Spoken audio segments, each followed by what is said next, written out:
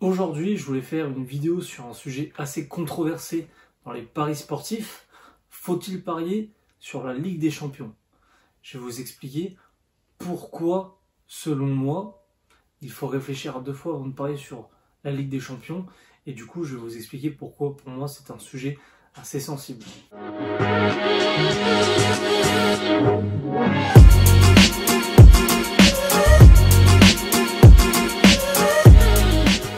Avant de commencer cette vidéo, n'hésite pas à rejoindre le Telegram où je donne mes pronostics personnels et où les vidéos YouTube sortent en avance. Salut YouTube! Aujourd'hui, on va parler de la Ligue des Champions.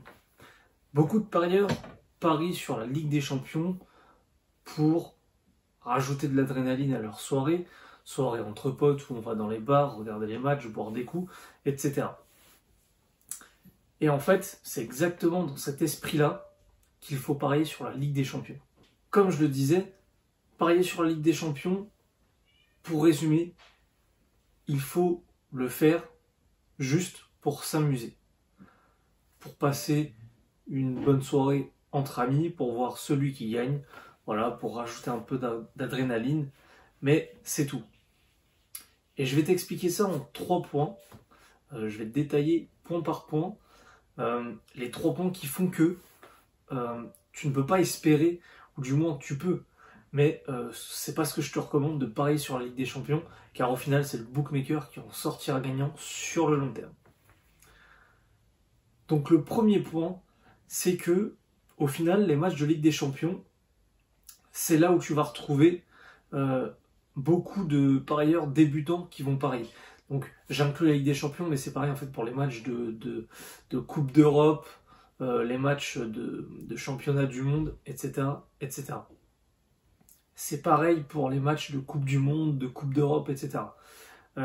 C'est-à-dire qu'en fait, vu que c'est des grosses compétitions, c'est là où il y a le plus d'argent, qui sont le plus médiatisés, etc., etc., bah, l'idée c'est que beaucoup de néophytes, de personnes qui ne sont pas des personnes confirmées dans les paris sportifs, mais qui ont un peu de, on va dire, de connaissances, qui veulent juste jouer un peu pour le fun, c'est là qu'elles vont parier. Donc en fait, ça veut dire que c'est les matchs où il y a le plus de mise. Et les matchs où il y a le plus de mise, c'est là que les bookmakers se font le plus d'argent. Donc ça c'est le premier point. Et en fait, ça rejoint le deuxième point. C'est-à-dire que vu que c'est des matchs où il y a beaucoup de parieurs, où il y a beaucoup de médiatisation, tout simplement les bookmakers ont beaucoup d'informations. Et ça veut dire quoi? Ça réduit tout simplement tes chances de gagner ton pari sportif. Ce que je veux dire par là, c'est que plus les bookmakers en l'occurrence ont d'informations, plus les cotes qu'ils ont sont justes.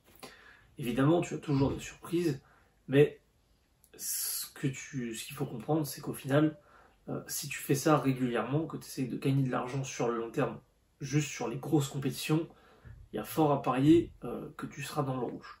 Et donc le dernier point, en fait, ça rejoint les deux premiers, mais c'est que c'est le type de compétition, le genre de match où tu as le plus de mise.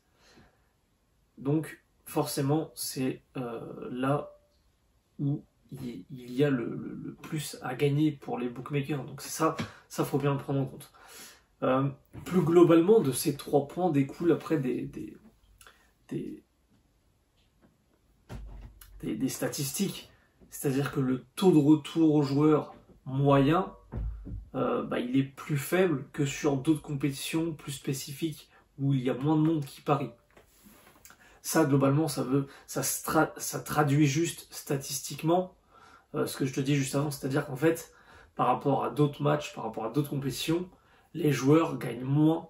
Si tu prends la totalité des joueurs, les joueurs gagnent moins que sur d'autres compétitions. Là aussi, ce qu'il faut comprendre, c'est qu'il y a des spécificités. Bon, la Ligue des Champions est moins touchée par ça que par l'Europa League, mais en réalité, tu ne sais pas forcément si l'équipe aura vraiment envie, est vraiment motivée par la compétition. Comme je te dis, ça prend avec des pincettes, c'est plus valable pour l'Europa League.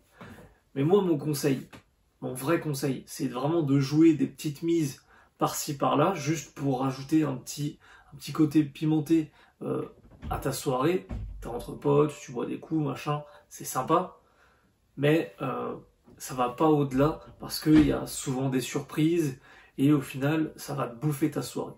Ça va te bouffer ta soirée. Parier des grosses mises sur ce genre de match, en fait, tu vas plus être concentré sur ton pari que sur ta soirée avec tes amis, etc., etc. Et en fait, là, on en revient un peu à toute la partie addict du parieur addictif, du parieur addict au paris sportif. Donc, arrête de jouer sur la Ligue des Champions, profite de ces soirées-là pour voir des beaux matchs. Tu paries des petits billets, des petites sommes, juste voilà, pour rajouter un peu d'adrénaline dans ta soirée. Mais franchement, n'essaye pas de gagner de l'argent sur ce type de match parce que c'est très très dur. Là où tu peux éventuellement te sortir les pattes, c'est sur les groupes, les phases de groupe. C'est peut-être là où c'est le plus facile. Et encore, c'est de plus en plus compliqué. Tu as toujours des équipes qui vont de surprise en surprise. Et donc, moi, je te recommande tout simplement d'éviter de jouer sur la Ligue des Champions. Franchement, ça vaut pas le coup. Ça vaut pas le coup pour toi. Donc, n'hésite pas à me dire ce que tu en penses. Je sais très bien que c'est un avis controversé, que beaucoup de personnes vont te dire l'inverse. Et pourtant, je te mettrai, il y a une vidéo de Steven Betting, il me semble, qui est du même avis que moi, et je partage totalement cet avis. Concentre-toi, sois focus sur quelques spécificités. Et typiquement la Ligue des Champions, qui est une compétition grand public, c'est tout à fait le genre de compétition qu'il faut éviter. Voilà, donc dis-moi ce que tu en penses dans les commentaires, et puis on se retrouve dans une prochaine vidéo pronostic. Salut YouTube!